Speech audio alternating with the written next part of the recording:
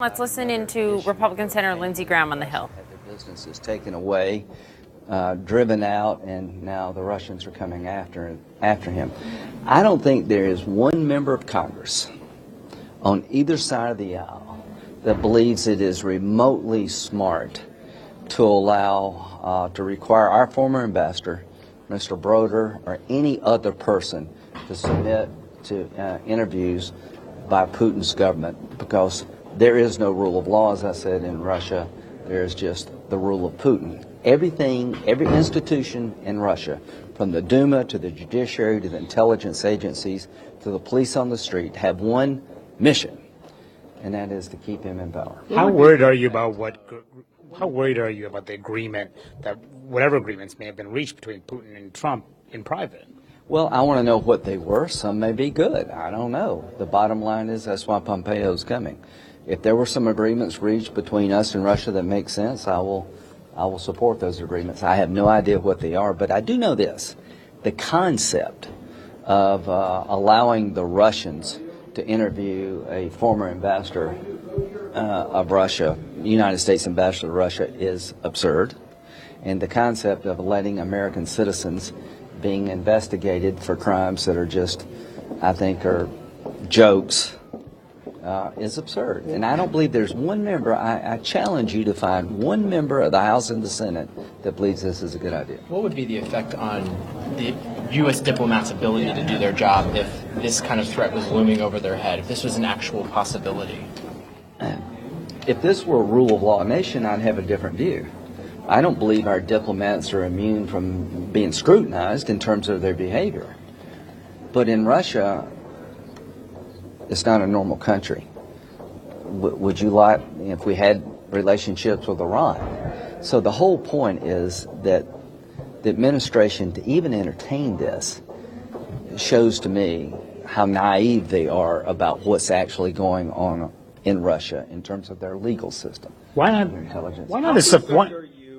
About President Trump was briefed that Vladimir Putin was directly involved with Russian mail in the election, yet we keep having all these walkbacks, or I misspoke, or what happened yesterday, asking you like a couple times. Here's what I'll say. I'm not going to play the game of every day, what do I think he means. I'm going to judge him by his actions. So here's what I would hope to find, that you have a president who not only believes the intelligence, but acts on it. And time will tell. We haven't done enough yet, in my view, consistent with the threat, but I'll get back with you about what I think enough would look like. Why not? Why not?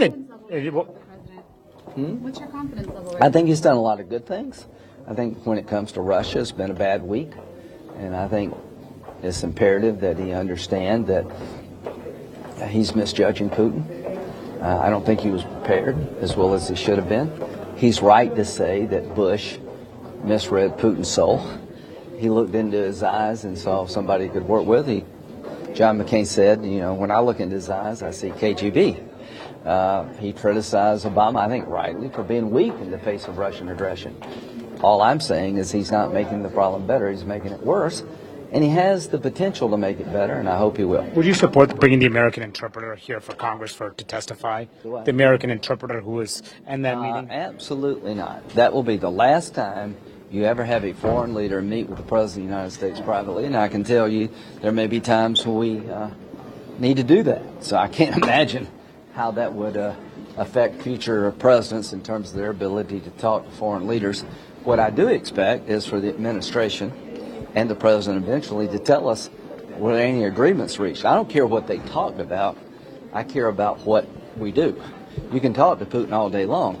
Here's what I want to know. What did you agree to do with him, and give us a chance to see if we think it makes any sense. Should he have been stronger with talking out against Putin, knowing what he knew from 2017 on? I think he should have been stronger, standing up for the fact that Putin has interfered in the past, is still doing it in the future.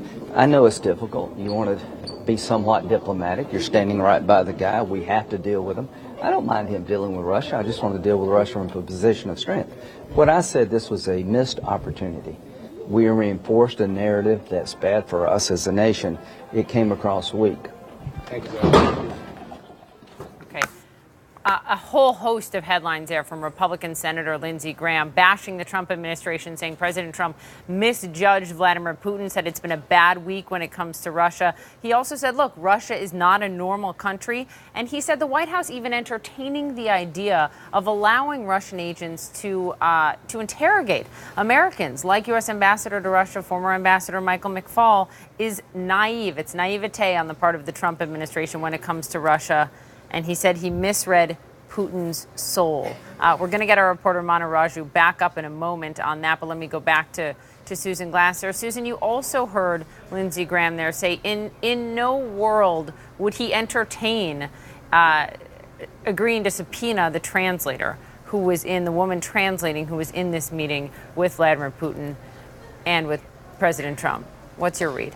You know, it was interesting to listen to Senator Graham, who's sometimes been a critic and sometimes, been very supportive of Trump's foreign policies, not being supportive at all of what happened this week when it comes to President Trump and Russia. But what I'm struck by is the fact that even Senator Graham, who is frequently in contact with the White House, has no idea whatsoever what Donald Trump privately agreed to in the meeting with Vladimir Putin. Just today, President Putin has actually also confirmed there were apparently private agreements made. That's the term he used. Yes, it's he did. the term that Anatoly Anatonov, the Russian ambassador to the United States, used. Verbal agreements were made with President Trump. How come President Trump hasn't briefed his government? How come President Trump hasn't briefed senators? He hasn't briefed allies. The State Department, the Pentagon appear to be entirely unaware of the major substantive and policy issues. So here we are days later debating President Trump's public comments at that press conference in Helsinki without people really knowing. It suggests to me the government